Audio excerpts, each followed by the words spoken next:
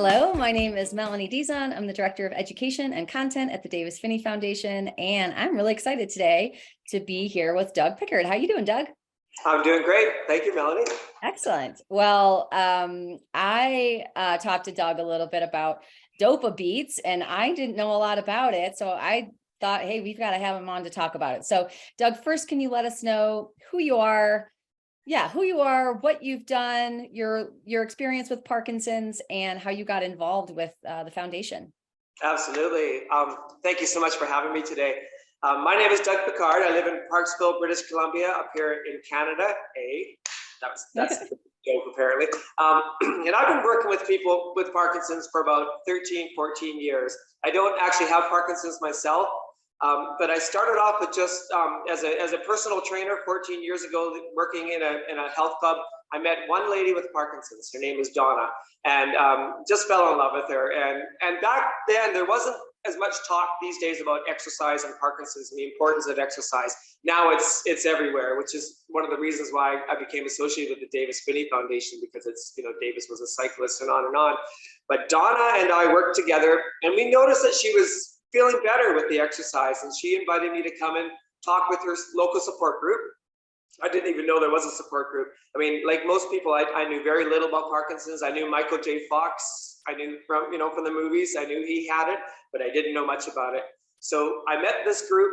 They asked me to start an exercise class because we really hit it off together. So I started an exercise class, and it just worked out great. Everybody came out, and I noticed there was so much laughter and happiness, which I didn't expect, with a chronic illness like Parkinson's. So just the energy and the passion that these people showed was amazing. And so I just kind of got hooked. I fell in love with this demographic of lovely people. Started to research and learn as much about Parkinson's as I could, and kind of at the same time, exercise really started to come into the conversation about Parkinson's. So I did everything I could to better myself. So I became a power moves instructor. I took the course with Becky Farley out of the University of Arizona. And then when Rocksteady Boxing came about, I flew to Indiana and got trained as a Rocksteady Boxing instructor, which we still do 7 classes a week. Right now, we're still going strong 6 years later. And it's a life changer. It really is. So the Rocksteady Boxing and the power moves is kind of the crux of my business. But I have my own fitness business. But what changed a little bit for me was I wanted to add something different and new. And I've been a drummer since the age of 12. And I started thinking about rhythm and watching some of my people, watching them walk, watching their difficulty with gait and freezing. I started thinking about rhythm and how that might be helpful for them. So I started looking into that. And I thought, well, has anybody actually been using drumming with people with Parkinson's? And yes, there was certainly some people that were starting to identify the possibility of using drumming with people with Parkinson's. But I thought I'd take it to the next level and start my own little program. So that's how DopaBeats kind of came into existence. Okay, so let's dive in. DopaBeats, when did you start it? And then what did you first do with people? Did you get the people from your exercise classes to do it, or what happened? Yeah, it's a great question. All of these poor victims, right? They have no choice. Well, before I did that, I went down to Portland, Oregon, and became trained as a Remo Health Rhythms instructor, because I wanted to say that again. Oh, what? So Remo, R-E-M-O, is a company that they sell drumming equipment, drum skins, all kind of have been for years. But they also do a lot of work with within the health industry, which is fantastic. So they've recognized the importance of music therapy, for lack of another word, to help with all kinds of chronic illnesses like stroke recovery and cancer and Parkinson's and whatnot. So they've already kind of been looking at that. So I went, and it's actually called, I became a Remo Health Rhythms Group Empowerment Facilitator. All right. So what they teach you is, yeah, it's wonderful. And Barry Bittman, who is he's a cancer doctor. He was working with people with cancer victims, people who have been suffering from cancer, going into the hospital setting and having drum classes with these people with cancer. And he was finding great things were happening. They were really responding to the drumming, and it was actually helping a lot of these people. on the road to recovery. So I got that under my belt, came back to Parksville, and yes, I grabbed a few of my people that showed some interest. I didn't want to You're like, force you thought you were coming for rock steady boxing? Here's a drum. It's really scary how true that actually is. You're not wrong. So the great thing about, and we use these little these djembe kind of African drums, and it's just got one drum, one skin on top, and no musical experience required whatsoever. So I started working with a few of my regulars, and first thing they noticed is that if they were having an off period, it was really difficult. If they were having a good day, it came a lot more smoothly. So we just started with some very basic little rhythm patterns, we call them drills, and trying to use both sides, right side, left side, and trying to increase that power, using both sides of the brain, which is really, really important, right? So that's how it kind of started, and we had some fun with it. And guess what happened? COVID hit, and like everything else, we shut down, everything shut down. I kept doing some things online, but it gave me time. COVID is a curse and a blessing, because it also gave people time to kind of look into the future and reevaluate and go forward. That's when I started putting some thought into a Parkinson specific drum program that I could really develop. Came up with the name DopaBeats. It's kind of a joke a little bit, because it's like, hey, those are dope, and like so DopaBeats, but of course we're hoping the drumming will, because it does, we'll talk about some of the benefits, but it does induce the dopamine production. So I thought DopaBeats is kind of a funny name. So I decided to approach in my province of British Columbia, we have the BC Parkinson Society, and Jean Blake, the CEO, we worked together for a long time, and I presented the program to her. I said, would you consider offering this through the BC Parkinson Society? And of course she jumped on it, bless her heart. And so we started a program free of charge to anybody who wanted to sign up. And I think the first time we had 25 people joining online. Oh. And trust me, I was just kind of, at this point, I'm flying blind. I'm trying to develop this program. What I did is I took a hard look at symptoms, motor symptoms and non-motor symptoms. And I thought, how can we touch on any of these particular symptoms? Or even if we can't, I don't know. So I started looking into that. And so I developed this program based upon that, and started offering it. And lo and behold, I think it's 4 or 5 rounds later, most of those people keep coming back and keep signing up again. So that's kind of how it got started.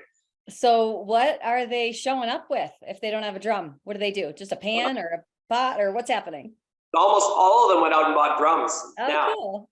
I thought it was really great. But we've seen everything from salad bowls, the back of their husband's heads. No, I don't recommend that.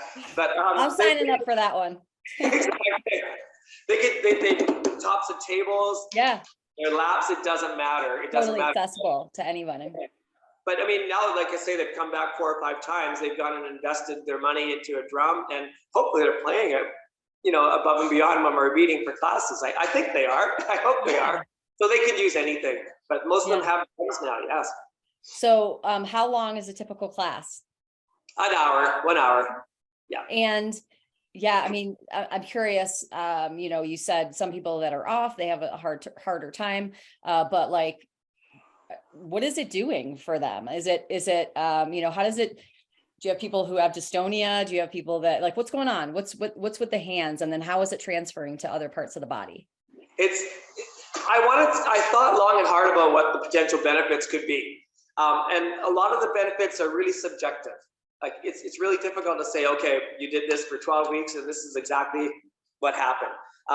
But just to back that up, there has been one positive study that was done through the Johns Hopkins University by a fellow named Alexander Padplayet. I always get his name incorrectly.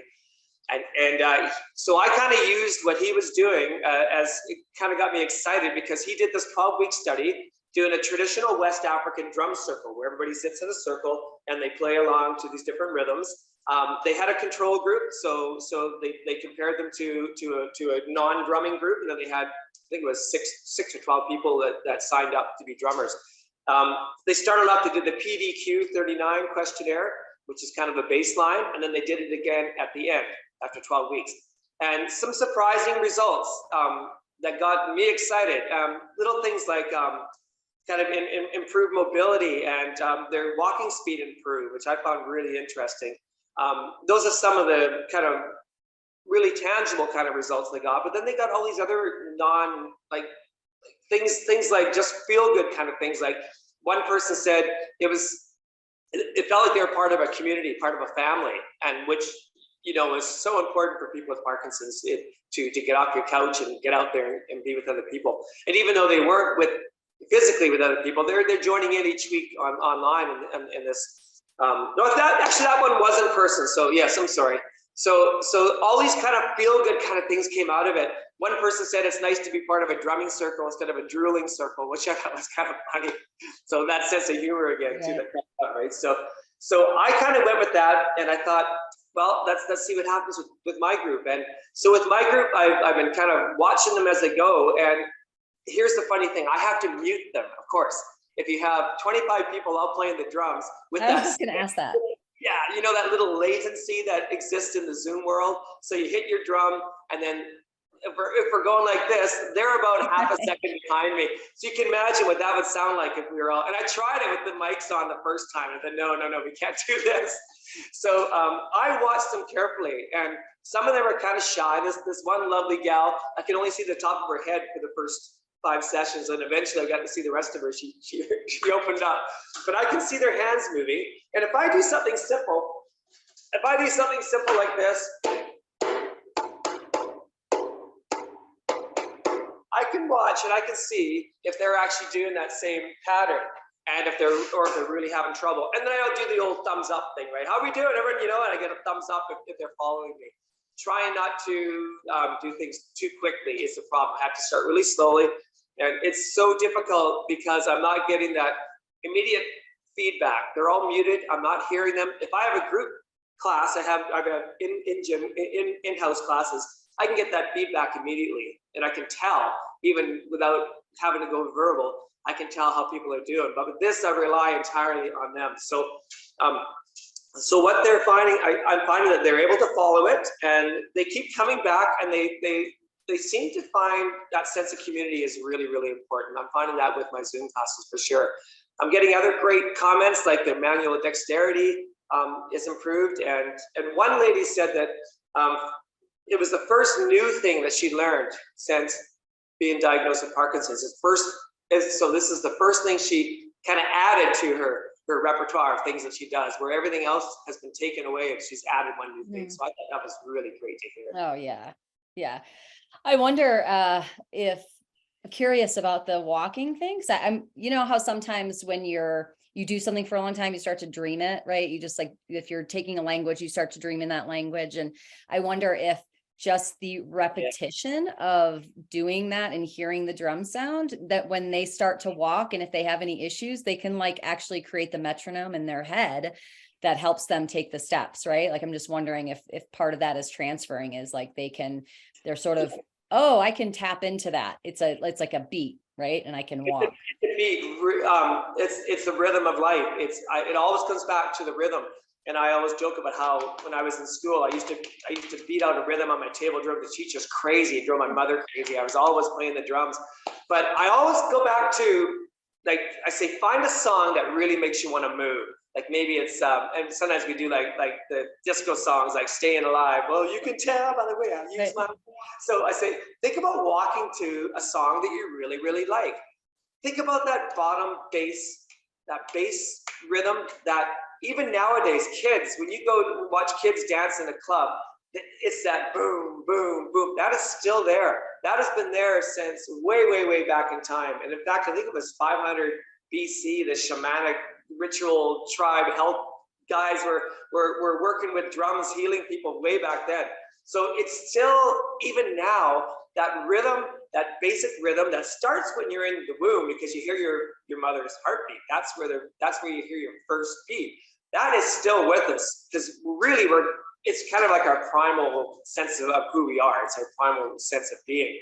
So if you can find a song that makes you want to move, and in my Rocksteady boxing classes, we have started to bring some of the rhythm into the class. So sometimes I will put on Johnny Cash, I Walk the Line, right? So we put that song on, and I make them walk in time with it. And like you say, Mel, like if you do it enough, repetition becomes normal. And then all of a sudden, your feet start to instinctively move. We know with Parkinson's that we lose a lot of the automatic movement that we take for granted when we don't have Parkinson's. And so you have to kind of force yourself to get moving again. It's like a metronome that's within the song. So instead of putting on a beep, beep, beep, which really gets annoying, you put on a song that you love. Arthur Hull, who's kind of like the guru, the head of, like, he's the fellow who kind of got the drum circle thing just crazed to where it is now in North America. He worked with a young fellow once who had a stroke and was really having trouble getting his gait going. And he gave him some headphones with some African music. And after a few weeks, he found that he was getting kind of bilateral movement was becoming much more similar on both sides and stuff. And he was starting to get both those legs working. And then he worked with some people with Parkinson's as well and gave them the headphones and put it on. So that's another option too. If you're in a safe place like a park, you could put on some music that really moves you and just practice moving. Then after a while, your feet start to remember, and then things start to roll along.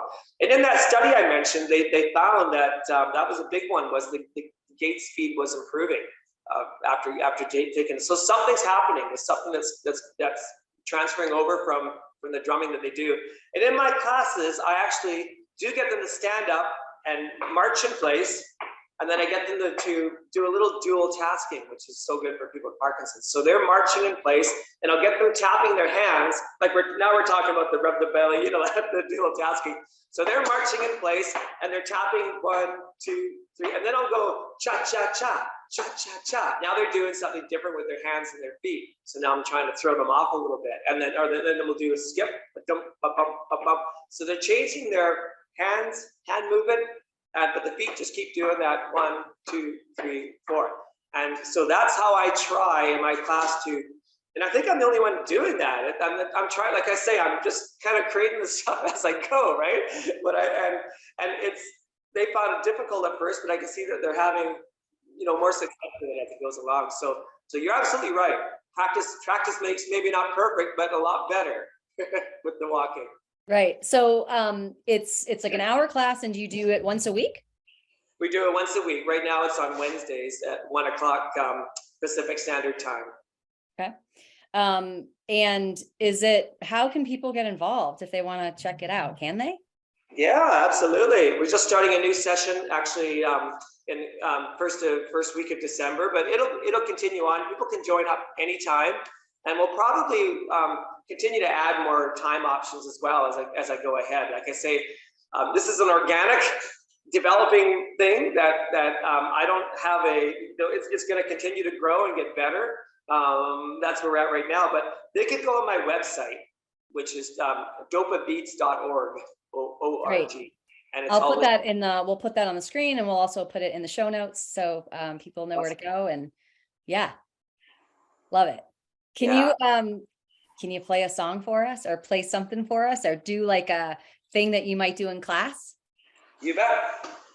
So what's so great about these we kind of base a lot of our things on Western African rhythms, and they all come from these little villages. And this is nothing new. This is what most drum circles do.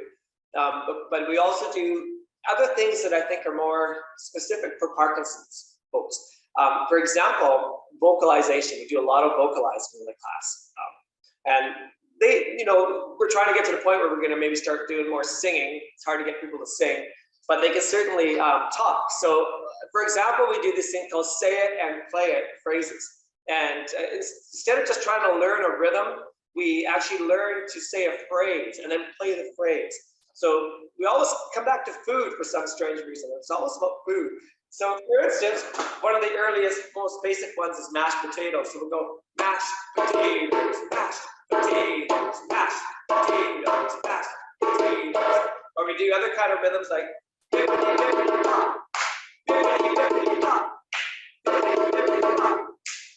my favorite is peanut butter jelly, peanut butter jelly. There's a lot of people that don't like peanut butter, I've discovered. We discovered that. I know, how strange is that, Sleep? They say, can we do something besides the peanut butter? So that's an example. So I get them doing that. We'll also do some vocalization where I'll have them do like a little drum roll quietly. And we'll get louder, but we'll do a long, like, hold a long sound, like quietly, and then get loud.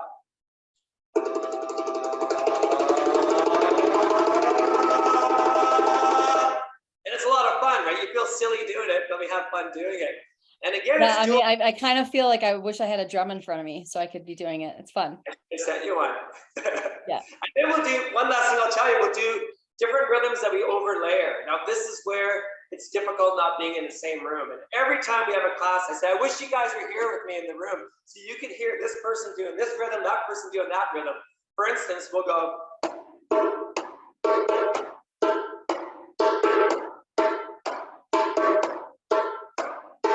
You can do that for 10 minutes, and another person would go.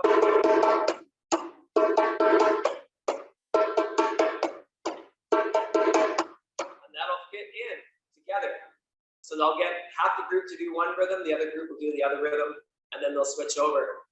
But I realize we're definitely limited by the fact that we're in a virtual world here. In a room together, it would be even better, but it is what it is. The great thing though is I can have people from all over the world potentially come in and join in the class. Yesterday in class, we had a lady from Ontario, and of course we had the lovely Sydney Donahue, one of our wonderful ambassadors, all the way from Las Vegas, Nevada. She joined in yesterday, and I think she had a lot of fun. Oh, so good. That's awesome. Well, I know that you're going to have a lot more. You're probably not going to be able to fit them all. We're going to send them your way. I think this is super fun, and I'm excited to let people know about it. Yeah. Is there anything else that I haven't asked that I should have asked that you want people to know? Well, just the thing that gets me really excited that I've been working on lately that is another one of those intangible kind of benefits is the thought of what it does to your brain when you drum.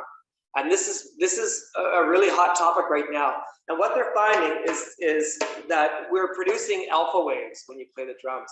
Now, a lot of folks with Parkinson's have a lot of stress and anxiety. It goes kind of part and parcel with the disease. And create or develop what they call a hypervigilant mind, where your mind is always on.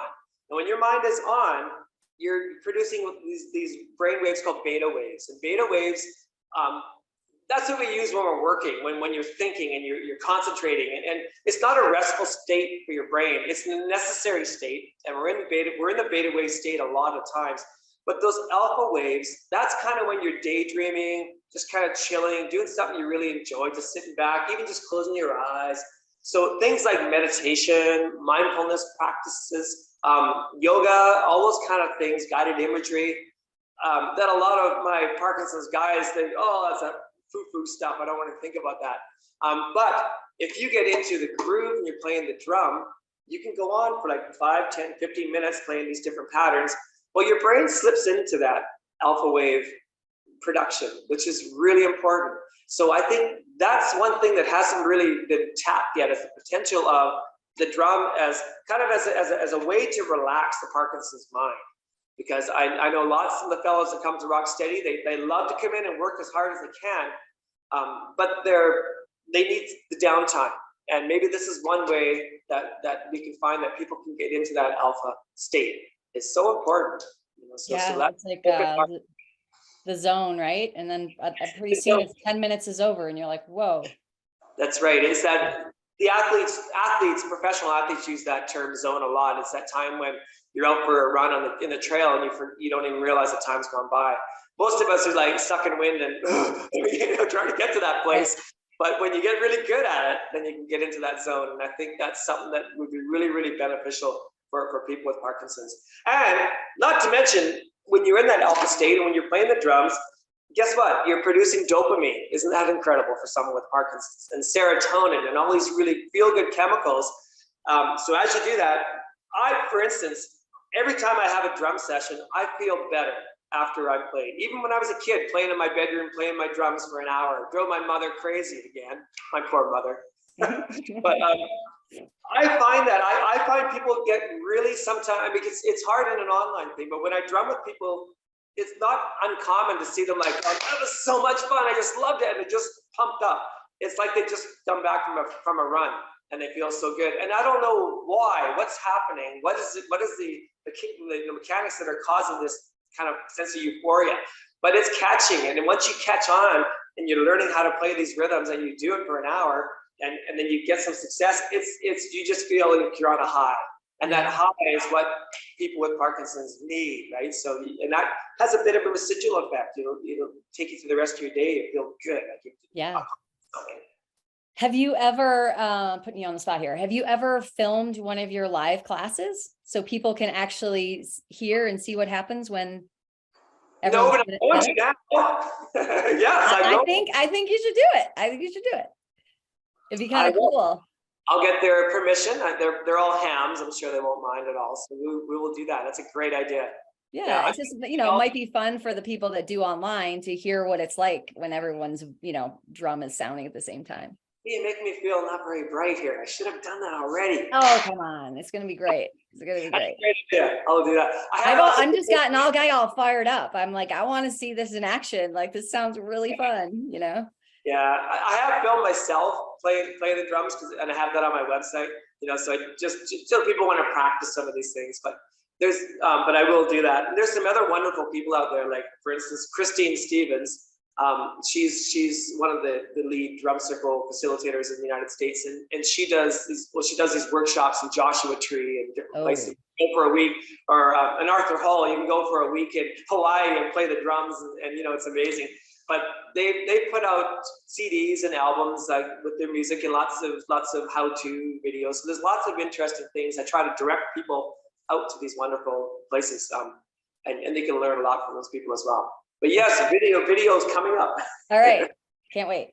Well, thank you so much, Doug, for sharing all of this with us. I'm going to send everybody to you, and hopefully you get a great new bunch of people in your drum circles. Fantastic. I want to thank you so much for the opportunity. I love the Davis Phinney Foundation. I'm so proud to be an ambassador with this amazing group, and you guys just keep producing these wonderful videos for us. Thank you so much for giving me the opportunity to talk about DopaBeats. Absolutely. Thank you so much. Thanks, Mel.